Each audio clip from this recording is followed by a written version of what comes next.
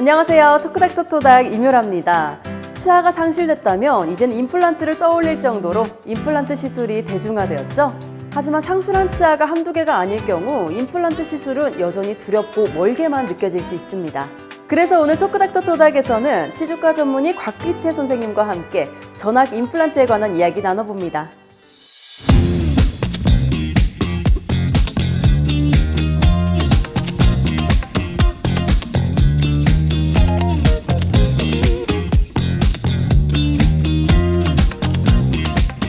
선생님 안녕하세요. 네, 안녕하세요. 네, 예전엔 거의 치아가 없는 경우에 틀니를 많이 하셨잖아요. 네, 맞습니다. 요즘에 병원에 내원하시는 분들은 틀니와 임플란트를 많이 고민하실 것 같은데요. 네. 틀니와 임플란트의 차이점이 있다면 뭐가 있을까요? 큰 차이점은 일단 힘미성과 저장력입니다. 임플란트는 뼈에서 올라오는 힘에 의해서 교합을 하게 되지만 틀니는 잇몸에서 올라오는 힘이기 때문에 자연치나 임플란트에 비해서 저장력이 굉장히 떨어집니다. 이 차이점을 제가 설명드리려면 저희 어머니의 예를 드리는 게 맞을 것 같습니다. 네. 제가 치과학교 다닐 때 저희 어머니 구강이 안 좋아서 부분 틀니를 해드렸습니다. 근데 어머니가 굉장히 좋아하시더라고요. 아들이 치대 갔더니 이런 틀니도 해줬다 하면서. 그리고 이제 얼마 지나지 않아 미국에 가서 수료를 받고 임플란트를 배워와서 어머님한테 임플란트를 해줬더니 쓰고 난 다음에 저한테 역적을 내시는 겁니다. 처음부터 임플란트를 해주지 왜 불편한 틀니를 뺐다 꼈다 한 틀니를 해줬냐 하면서 이제 저를 혼내시는 거죠. 그러니까는 임플란트와 틀니의 차이는 저희 어머니 반응 보시면 현저하게 임플란트가 좋은 치료 방법인 것을 알려줄 수가 있습니다. 네, 선생님 말씀을 들어보니까 확실히 틀니보다 임플란트가 더 좋은 것 같은데요. 네. 예전에 또 틀니가 부의 상징이라고 말씀하셨잖아요. 네네. 또 그렇다 보니까 그 생니를 진짜 뽑아가지고 한 경우도 있다고 들었거든요. 옛날에는 중세 시대 때는 그 틀니가 굉장히 고가의 시술이었고 부의 상징으로 틀니를 하는 분들이 있었습니다. 뭐 나빠서 틀니 하는 분도 있지만 생니를 뽑아서 틀니를 하는 사람도 있었다고 하더라고요.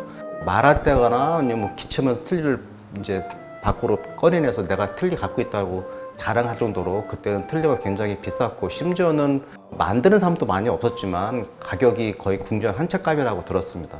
그렇게 틀니가 굉장히 인기였던 치료 방법 중에 하나였습니다. 네, 그래도 지금은 틀니보다 전악 임플란트가 더 선생님 말씀 들어보니까 좋은 것 같은데요. 네. 그래서 준비했습니다. 전악 임플란트에 관한 궁금증 모아모아 베스트 3 시작합니다.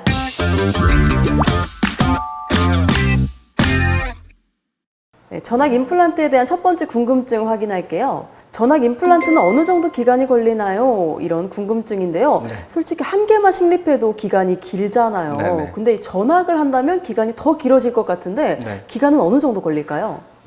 전체를 빼고 남아있는 치조골이 좋다 그러면 발치 즉시 임플란트를 식립할 수가 있습니다.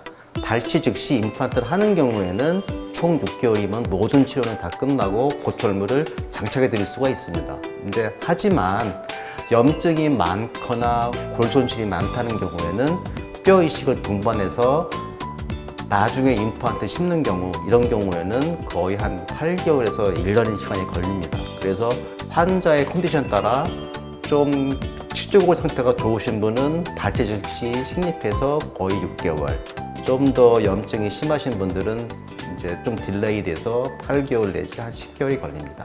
네, 이제 전악 임플란트에 대한 두 번째 궁금증을 살펴볼 텐데요. 전악 임플란트는 상실된 치아의 개수만큼 심어야 하나요? 이런 질문이 왔어요. 네네. 저희 구강 내에는 총 사랑니를 제외하고 28개의 치아가 있습니다. 악당 14개씩 총 28개의 치아가 있습니다. 그러면 임플란트 개수는 그만큼 심느냐? 그렇진 않고요. 6개 내지 8개, 악당 심어서 총 12개에서 16개면 적절한 전악 임플란트 보출물을 만들 수가 있습니다.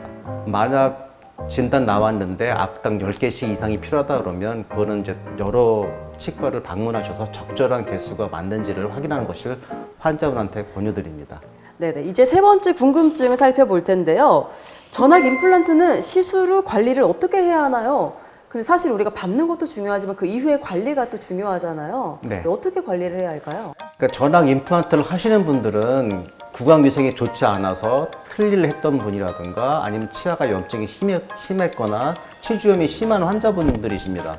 그러니까 이런 분들한테는 지금 현재 왜 모든 치아를 빼서 이런 전학 임플란트를 가는지 확실하게 환자한테 교육이 필요하고 구강위생이 중요하다고 강조한 다음 해야 됩니다. 그리고 임플란트가 다 끝나고 전학 임플란트 보철물이 장착이 되어진다 하더라도 환자분한테 이건 끝나는 게 아니고 새로운 시작이라고 알려드리고 매년 2번 이상 정도 병원에 내원해서 전학 임플란트 보철 관리도 받으시고 메인테넌도 하시고 그 다음에 구강위생이 잘 되는지 점검하는 게 필요합니다. 네, 전학 임플란트에 대한 궁금증 좀 해결되셨나요? 지금까지 궁금증 모아 베스트 3였습니다.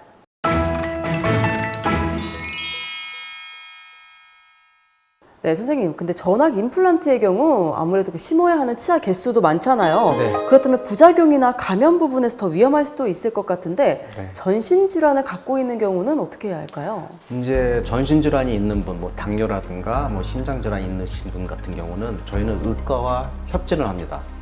사전에 의과의 협진을 통해서 수술 중에 생길 수 있는 부작용이라든가 합병증을 미연에 방지합니다. 그래서 복용하는 약도 줄인다거나 아니면 골다공약을 먹는 분 같은 경우는 중단 또는 다른 약으로 대체한다거나 이제 미연에 문제점을 제거를 하고 수술을 하게 됩니다. 그리고 수술 전에 사전 투약을 통해서 생길 수 있는 교차 감염도 줄입니다. 네, 이번에는 환자분들의 실제 사연에서 솔루션을 찾아보는 시간입니다. 네. 선생님께서는 잘 듣고 진단과 처방을 내려주시면 네. 됩니다. 네. 토닥토닥 솔루션 시작합니다.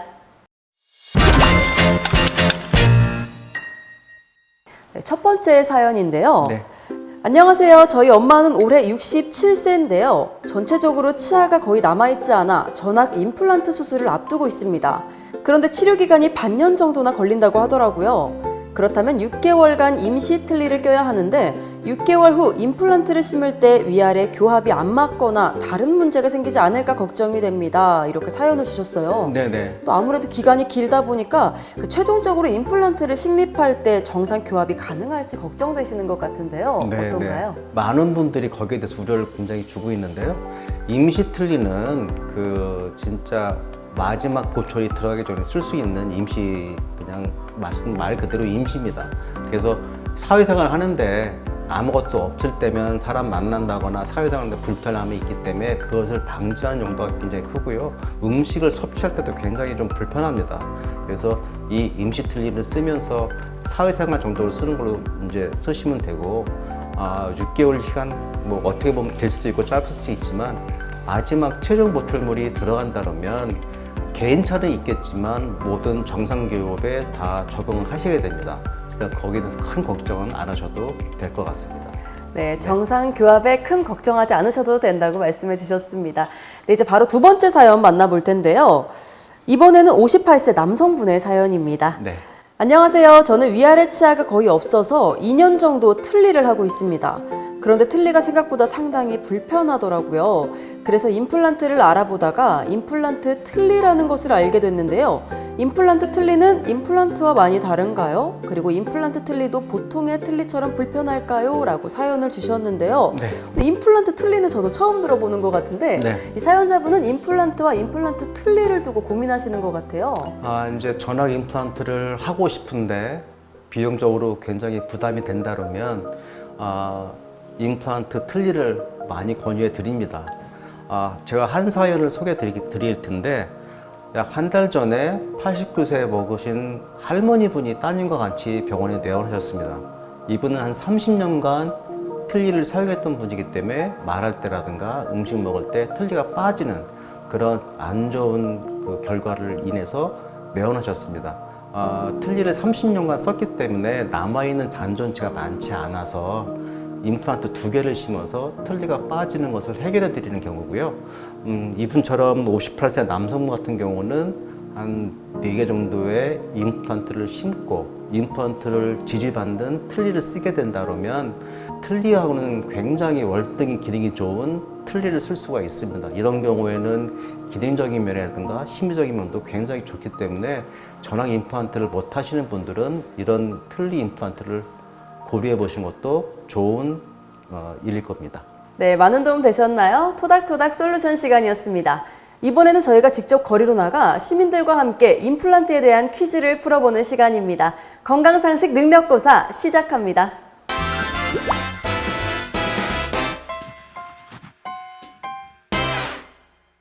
선생님 첫 번째 문제 주시죠. 네, 첫 번째 문제입니다.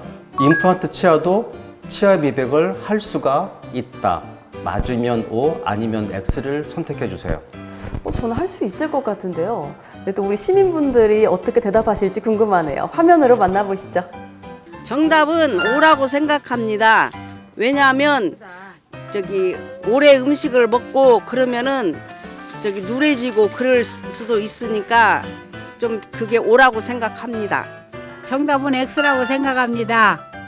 임플란트는 진짜 치아가 아니기 때문에 미백이 필요 없고 건강하고 튼튼하게 해주면 됩니다. 네, 우리 시민분들은 이렇게 답변을 주셨는데요. 정답은 뭘까요? 답은 X입니다. 임플란트 보철물은 그 세라믹, 그 사기질이기 때문에 미백보다도 색깔이 안 맞으면 환자가 원하는 색상 밝은색으로 보철물을 만들면 되기 때문에 미백보다는 더 밝은 색의 보철물로 처음부터 만들어 드리는 것이 맞습니다. 그래서 미백은 아닙니다. 그러면 우리가 직접적으로 할 수 있는 미백이 아니라 자연 치아가 아니기 때문에 보철물로 그럼 대신해야 되는군요. 밝은 색으로 교체하면 됩니다. 교체를 해야 되는군요. 네네. 네, 선생님 이제 두 번째 문제 주시죠. 네, 다음 문제입니다. 전체 틀니를 오래 꼈다면 전악 임플란트 수술을 받을 수가 없다. 그렇다면 O, 아니면 X를 선택해 주세요. 아무래도 틀니는 직접 뼈에다 심는 게 아니잖아요. 저는 가능할 것 같은데 또 우리 시민분들은 어떻게 생각하실지 화면으로 만나보시죠. 정답은 O라고 생각합니다.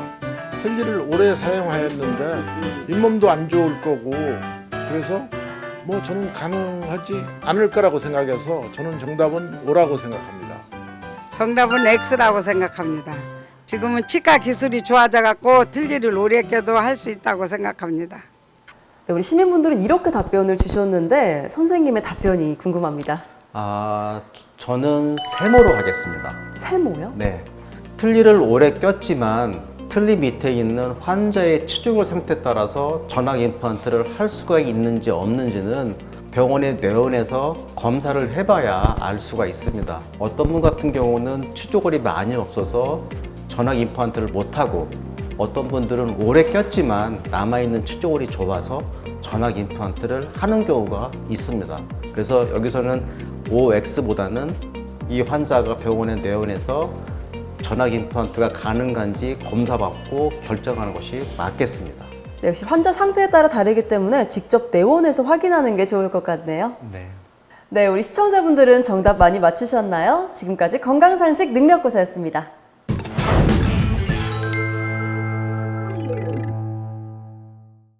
네, 선생님 오늘은 전악 임플란트에 대해 궁금증을 해결해 주셨는데요. 네. 또 마지막으로 임플란트 수술 후에 올바른 양치법이 있다면 어떻게 양치하는 게 좋을까요? 네, 저 같은 경우는 환자분들한테 임플란트 보철물은 세라믹, 사기지이기 때문에 한 5번에서 10번만 쓸어 올리면 깨끗하게 닦인다고 말씀드립니다.